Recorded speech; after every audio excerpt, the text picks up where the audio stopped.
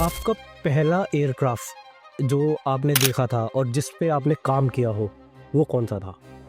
1971 में जो वॉर हुआ था उस टाइम पर जो एयरक्राफ्ट सबसे ज़्यादा हाईलाइट हुआ था अजीत। मेरा सौभाग्य था कि मैं उस एयरक्राफ्ट का भी एक हिस्सा रहा हूँ। कारगिल वॉर के टाइम पे आप एक एयरक्राफ्ट था जिसकी आपने हेल्प करी। ऐसा कोई वॉर जैसा सिचुएशन आपके सामने आया हो आपकी सर्विस के टाइम पे?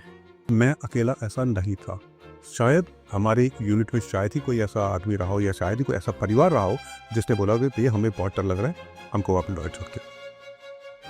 तो ये था, तो ये एक बहुत बड़ा अंतर है मोदी गवर्नमेंट में और हमारी प्रीवियस गवर्नमेंट में।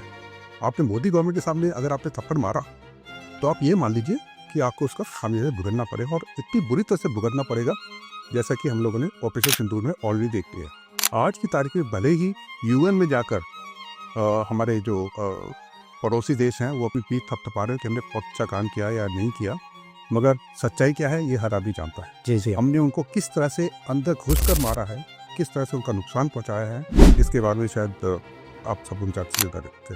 ऑपरेशन सिंदूर के दौरान जब ऑपरेशन सिंदूर हमारी आर्मी करके आई उसी रात को एलओसी पे क्रॉस फायरिंग शुरू हुई। सीज फायर जो हमारी दो कंट्रीज़ के बीच में था वो टूट गया था। 2-3 दिन तक बहुत ही गर्म माहौल रहा, तनाव जैसा माहौल रहा। सीज फायर में जिस दिन हमें लग रहा था, जिस रात हमें लग रहा था कि शायद पीओके के साथ साथ लाहौर और कराची भी हमारे साथ होगा, उस रात भारतीय सरकार ने, उस शाम भारतीय सरकार ने सीज फायर की घोषणा कर दी। क्या ये घोषणा यूएस के प्रेसिडेंट के दबाव में आके ली गई? आज का भारत किसी के दबाव में आने वाला नहीं है।